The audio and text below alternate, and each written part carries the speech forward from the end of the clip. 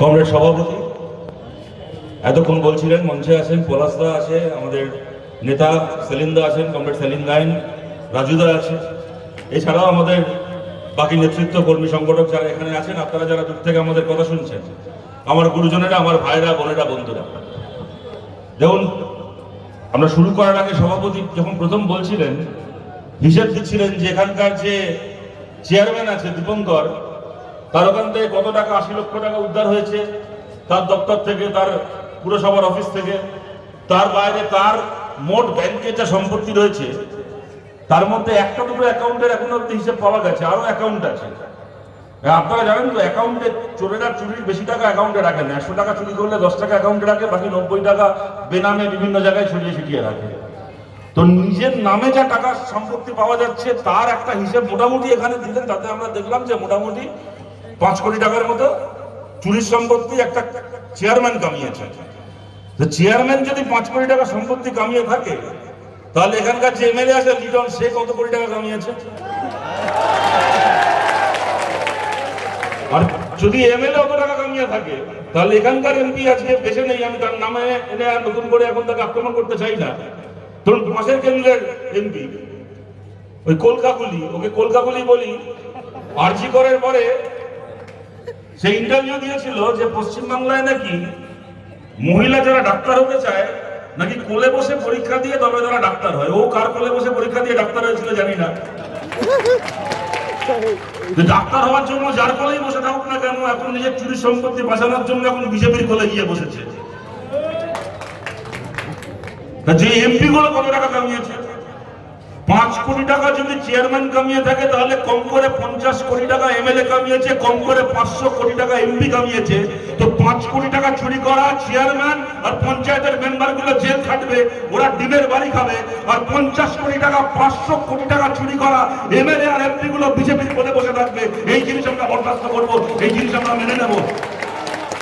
যারা বিজেপিকেও ভোট দিয়েছিলেন যে সাধারণ মানুষ, কেউ আমাদের শত্রু নন, তাদেরকে জিজ্ঞেস করছি, এই দৃশ্য দেখার জন্য ভোট দিয়েছিলেন? কোটি কোটি টাকা সম্পত্তি বানিয়েছে যে এমএলএ গুলো। এই এমএলএ সম্পর্কে শুভেন্দু অধিকারী মুখ্যমন্ত্রী হওয়ার পরে বলেছিলেন যে এই লিটন নাকি এই বাদুড়িয়ার চেয়ারম্যানের কাছ থেকে নাকি ৯ কোটি টাকা নিয়েছে। মুখ্যমন্ত্রীর কাছে নাকি হিসেব আছে। স্বয়ং মুখ্যমন্ত্রীর চেয়ারে বসে শুভেন্দু অধিকারী কথা বলেছিলেন, যদি একটা চেয়ারম্যানের কাছ থেকে ৯ কোটি টাকা নিয়ে থাকে, তাহলে বাকি কোথা থেকে জেলা পরিষদের কর্মাধ্যক্ষ ছিল, বাকি কোন জায়গা থেকে কত কোটি টাকা কামিয়েছে আমার থেকে ভালো আপনারা জানেন।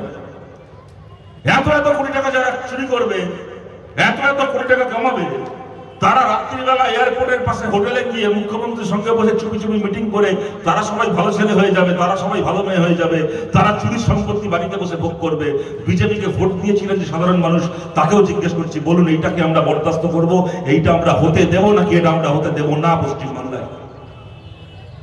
আজকে বছরের পর বছর এই বাদুড়িয়া থেকে শুরু করে, স্বরূপনগর থেকে শুরু করে, দেগঙ্গা, হাবড়া, মিনাখা থেকে শুরু করে বসিরহাটের বিভিন্ন এলাকা যেখানে সংখ্যালঘু মানুষ বিশেষ করে বসবাস করেন, এলাকা এলাকায় গিয়ে এই তৃণমূলের নেতাগুলো পার্টি অফিস দখল করেছিল, আমাদের মিটিং করতে দেয়নি, মিছিল করতে দেয়নি, পঞ্চায়েতে প্রার্থী হতে দেয়নি, প্রার্থী হতে গেলে জোর করে হুমকি দিয়ে প্রার্থীপদ প্রত্যাহার করিয়েছে, জেলা পঞ্চায়েত দখল করেছে।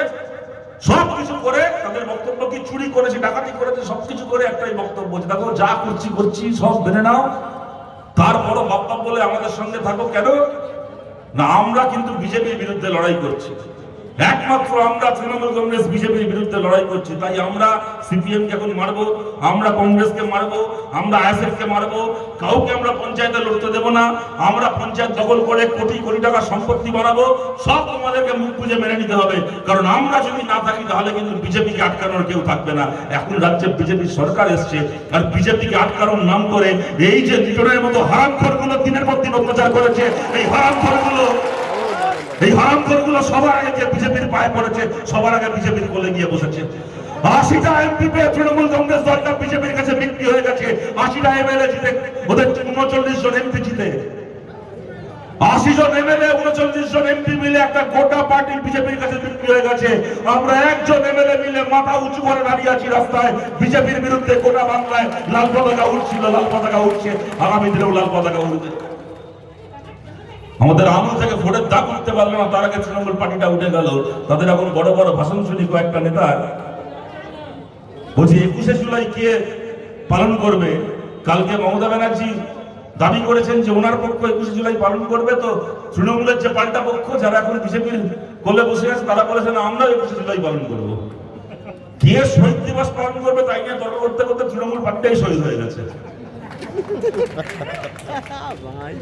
মরা মানুষকে আপনি ওষুধ দিয়ে কি করবেন? মরা মানুষকে ইঞ্জেকশন দিয়ে কি করবেন? ভাই তোদের পার্টিটা উঠে গেছে, তোদের পার্টিটা মরে গেছে। তোরা মিটিং কর, তোরা মিছিল কর, তোরা সমাবেশ কর, তোরা যা পারিস কর না কেন, তোদের পার্টির ডেথ সার্টিফিকেট লিখে দিয়েছে পশ্চিমবাংলার মানুষ। আমরা 15 বছর বিরোধী থেকেছি, ওরা 15 দিন বিরোধী থাকতে পারলো না, তার আগে একটা গোটা পার্টি উঠে গেল। কিন্তু প্রশ্ন হচ্ছে তৃণমূল উঠে গেছে মানে বিজেপি পশ্চিমবাংলায় খোলা মাঠ পেয়ে যাবে, আমরা থাকতে এই জিনিস হতে দেবো না। আমরা পলাশদা বলার সময় বলছিল প্রথম সরকার হওয়ার পরে বিজেপি জানতো, আরএসএস জানতো তৃণমূল বিক্রি হয়ে গেছে, কিন্তু সিপিআইএম কমিউনিস্ট পার্টি 15 বছর ধরে এত মার খেয়ে, এত এদের কর্মী প্রাণ গেছে, এত কর্মী ঘর ছাড়া হয়েছে, জেল খেটেছে মিথ্যে মামলায়, তারপরে 15 বছর লড়ে গেছে মানে এরা আমাদের বিরুদ্ধে লড়ে যাবে। স্বাধীনতার আগে থেকে আরএসএস এর লোকেরা জানে, ওদের নেতা ছিল গোলওয়ালকার। যখন গোটা ভারত ব্রিটিশের বিরুদ্ধে লড়ছে সেই সময় আরএসএস এর গোলওয়ালকার বই লিখেছিল যে ভারতের মানুষকে বলছি, ভারতের হিন্দুদেরকে বলছি, ব্রিটিশের বিরুদ্ধে লড়ে তোমরা নিজের শক্তিকে ক্ষয় করো না, তোমাদেরকে লড়তে হবে মুসলমানের বিরুদ্ধে, খ্রিস্টানের বিরুদ্ধে আর কমিউনিস্টদের বিরুদ্ধে। স্বাধীনতা আন্দোলনের পিঠে ছুরি মেরেছিল দালালগুলো। তারা জানতো স্বাধীনতার আগে থেকে কমিউনিস্ট পার্টি আমাদের বিরুদ্ধে লড়ে এসছে, আরএসএস এর বিরুদ্ধে লড়ে এসছে। কমিউনিস্ট পার্টি পশ্চিমবাংলায় 1 ইঞ্চি জমি ছাড়বে না, যেখানে আমরা মানুষের উপর অত্যাচার করতে যাব কমিউনিস্ট পার্টি ঢুকে দাঁড়াবে। ওরা জানতো বলে কি করলো, ভোটের পরে ভাঙার জন্য প্রথম বুলডোজার নিয়ে গেল গোটা পশ্চিমবাংলার মধ্যে বেছে বেছে তপসিয়ায়, এমন একটা পাড়া, এমন একটা এলাকা যেখানে 100 জনের মধ্যে 99 জন মানুষ ধর্মে মুসলমান, সংখ্যালঘু মানুষ। ওরা জানতো যেখানে যাবো বুলডোজার নিয়ে বাড়ি ভাঙতে, যেখানে যাবো বুলডোজার নিয়ে লোকের দোকান ভাঙতে, আর কেউ থাকতে না থাক, সিপিআইএম থাকবে, কমিউনিস্ট পার্টি থাকবে। আর যেই কমিউনিস্ট পার্টি ছুটে গেল, সিপিআইএম ছুটে গেল সেখানে বুলডোজার আটকাতে, গোটা বাংলা জুড়ে প্রচার করলো যে সিপিআইএম মুসলমানের পার্টি, মুসলমানের হয়ে দালালি করছে, তাই বুলডোজার আটকাতে গেছে সিপিআইএম। গোটা বাংলা জুড়ে প্রচার করলো, ফেসবুক থেকে শুরু করে সর্বত্র একটা প্রচার করলো। কয়েক দিনের মধ্যে গোটা বাংলার মানুষ দেখলো। প্রশ্ন এখানে হিন্দু মুসলমানের নয়, যে বুলডোজার নিয়ে ওরা তপসিয়ায় গরিব মানুষের দোকান ভেঙেছিল, সেই বুলডোজার নিয়ে ওরা হাবড়ায় হিন্দু মানুষের ঘর ভাঙলো, হিন্দু মানুষের দোকান ভাঙলো। ওই এক বুলডোজার দিয়ে, বিজেপির বুলডোজার, সে হিন্দুও চেনে না, মুসলমানও চেনে না, গরিব মানুষের ঘর, গরিব মানুষের দোকান, সে হিন্দু হোক মুসলমান হোক, বুলডোজার দিয়ে ভাঙতে গেছে গোটা পশ্চিমবাংলায়। ভোটের আগে এলাকায় এলাকায় গিয়ে দেওয়াল লিখেছিল কি না, বলে জন্ম যখন হিন্দু কুলে ভোট দেবো পদ্ম ফুল। তুমি হিন্দু মানে কোনো কিছু দেখবে না, হিন্দু মানে পদ্ম ফুলে ভোট দেবে। হিন্দু হিন্দু ভাই ভাই, আমরা বিজেপি হিন্দুর পার্টি, জন্ম যখন হিন্দু কুলে ভোট দেবো পদ্ম ফুলে। ভোটের আগে যারা ছিল হিন্দু, ভোটের পরে তারা হয়ে গেল বেআইনি দখলদার। ভোটের আগে যে লোকটার বাড়িতে গিয়ে হিন্দু বলে তার ভোট চেয়ে এসছে, ভোটের পরে তার বাড়িতে পুরসভা থেকে নোটিশ দিয়ে বলছে তুমি হিন্দু হও মুসলমান হও আমার দেখার দরকার নেই, ভোটের আগে তুমি হিন্দু ছিলে, ভোট হয়ে গেছে, এখন তুমি অবৈধ দখলদার, তোমার বাড়িটাকে, তোমার দোকানটাকে আমরা ভাঙবো। তো যেখানে যেখানে ওরা এই কাজ করতে গেছে, সমস্ত জায়গায়, একটা জায়গায় ফাঁকা ময়দান পাইনি, প্রত্যেকটা জায়গায় আর কেউ থাকেনি।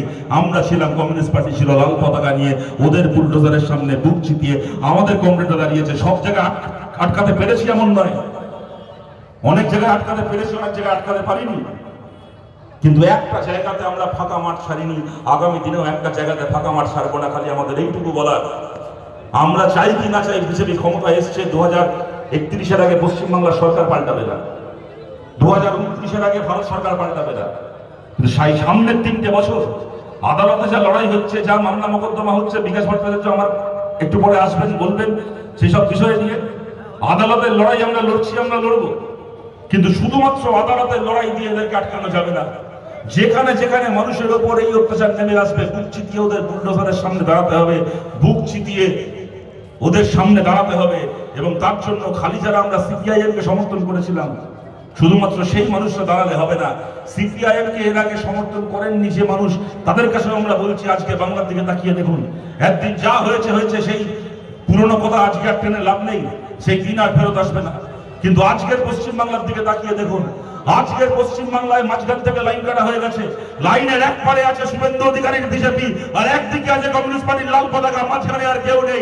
আজকের বাংলায় পক্ষ বেছে নিন, বিজেপির দিকে থাকবেন নাকি আমাদের দিকে থাকবেন। সবাই মিলে যদি আমরা রুখে দাঁড়াতে পারি, কোনো ভাগাভাগি না করে। এবং রাজুদা বলার সময় বলছিল, মমতা ব্যানার্জির মতো আমরা বলবো না যে সব মুসলমান সিপিএম কে ভোট দিন, যেরকম মমতা ব্যানার্জি বলতেন মুসলমান এলাকায় গিয়ে। সব মুসলিম ভাই বোনকে বলছি তৃণমূলকে ভোট দিন। মমতা ব্যানার্জি ওই রাজনীতি করতেন বলে, ওই রাজনীতি দেখিয়ে আজকে বিজেপি পশ্চিমবাংলায় ক্ষমতায় এসছে। কেন খালি মুসলমান কেন বিজেপির বিরুদ্ধে ভোট দেবে? বাংলার হিন্দু মানুষ, বাংলার সাধারণ খেটে খাওয়া হিন্দু মানুষ, তারা কোন কালে সাম্প্রদায়িকতাকে সমর্থন করেছে? কোনোদিন করেনি। দেশভাগের যন্ত্রণায় যেখানে আমরা মিটিং করছি, এখান থেকে কয়েক কিলোমিটার দূরে ইছামতি নদী, বাংলাদেশ বর্ডার, এখানে ঘরে ঘরে এরকম উদ্বাস্তু, পাড়ায় পাড়ায় এরকম উদ্বাস্তু পরিবার আছে, যাদের বাপ দাদাদেরকে, বাপ ঠাকুরদাদেরকে ওপার বাংলা থেকে চোখের জল ফেলতে ফেলতে চলে আসতে হয়েছিল। তারপরও স্বাধীনতার পরে আজকে 70 বছর ধরে পশ্চিমবাংলার হিন্দু মানুষ, সাধারণ খেটে খাওয়া হিন্দু মানুষ একটা দিনের জন্য সাম্প্রদায়িক শক্তিকে প্রশ্রয় দেননি। চিরকাল বাংলার সাধারণ হিন্দু মানুষ সাম্প্রদায়িক শক্তির বিরুদ্ধে দাঁড়িয়েছে। মমতা বন্দ্যোপাধ্যায় এসে এমন রাজনীতি করলেন যেন হিন্দু মানেই সে বিজেপি, তাই সব মুসলমানকে তৃণমূল হতে হবে। এই রাজনীতি করে মমতা বন্দ্যোপাধ্যায় বাংলার সাধারণ হিন্দু মানুষের একটা বড় অংশকে বিজেপির দিকে ঠেলে দিয়েছেন। কোনো দরকার ছিল না এই রাজনীতি করার, কোনো দরকার ছিল না এই রাজনীতি করার। বাংলার হিন্দু মুসলমান চিরকাল একসঙ্গে বাংলাকে রক্ষা করেছে বিজেপির হাত থেকে, ভবিষ্যতেও করতো, আমরা জানি ভবিষ্যতে করবে। তাই আমরা বলছি, কে হিন্দু, কে মুসলমান, কে দলিত, কে আদিবাসী, কে খ্রিস্টান, কমিউনিস্ট পার্টি কোনোদিন সেই বিচার করবে না, সেই ভাগ করবে না। লাল পতাকা হাতে নিয়ে বাংলার খেটে খাওয়া হিন্দু মুসলমান সবাইকে একজোট হওয়ার আমরা আবেদন করছি। যারা যারা মনে করেন আজকে বলা নেই, কোয়া নেই, মানুষের ঘর ভাঙা। আজ অভিষেক ব্যানার্জি, মমতা ব্যানার্জির ভাইপো, আপনাদের মনে আছে, বিধানসভার ভোট হলো 2-3 দিনের মধ্যে টিভিতে ব্রেকিং নিউজ কি না, অভিষেকের বাড়িতে নাকি কলকাতা পুরসভা থেকে নোটিশ দেওয়া হয়েছে, অভিষেকের বাড়ি বেআইনি বুলডোজার দিয়ে ভাঙা হবে, নোটিশ দেওয়া হয়েছে। আজকে নেই করে 1.5 মাসের উপর হয়ে গেল সেই ঘটনা। আজ অব্দি অভিষেক ব্যানার্জির বাড়িতে একটা আঁচড় দিতে যায়নি কেউ। কত নোটিশ দেওয়া, সিআইডির যাওয়া, টিভিতে খবর, ভাষণ পাল্টা ভাষণ, বিবৃতি পাল্টা বিবৃতি, সব দেখলাম। অভিষেককে তার জন্য আদালতেও যেতে হয়নি, আদালত কোনো স্টে অর্ডারও দেয়নি, এমনি এমনি কলকাতা পুরসভা নোটিশ দিয়ে ভুলে গেল। আজ অব্দি অভিষেক ব্যানার্জির বাড়িতে একটা লোক 1.5 মাস হয়ে গেল একটা আঁচড় কাটতে দেয়নি, আঁচড় কাটতে চাইনি। আর আজকে হাবড়া থেকে শুরু করে, যাদবপুর থেকে শুরু করে, কোচবিহার থেকে শুরু করে, আলিপুরদুয়ার থেকে শুরু করে, বর্ধমান থেকে শুরু করে, সাধারণ খেটে খাওয়া গরিব মানুষ যেখানে বসবাস করেন, সেখানে নোটিশ না দিয়ে বাড়ি ভেঙে দিচ্ছে, নোটিশ দিয়ে 48 ঘন্টার মধ্যে বাড়ি ভেঙে দিচ্ছে। শুক্রবার রাত্রিবেলা নোটিশ দিয়ে আসে, জানি শনি রোববার কোর্ট বন্ধ থাকবে। শুক্রবার রাত্রিবেলা নোটিশ দিয়ে রোববার রাত্রিবেলা ভাঙচুর করে দিচ্ছে, লোকগুলোকে কোর্টে যাওয়ার পর্যন্ত সময় দিচ্ছে না। চোখের সামনে এগুলো দেখে আমাদের বুঝতে অসুবিধা হচ্ছে।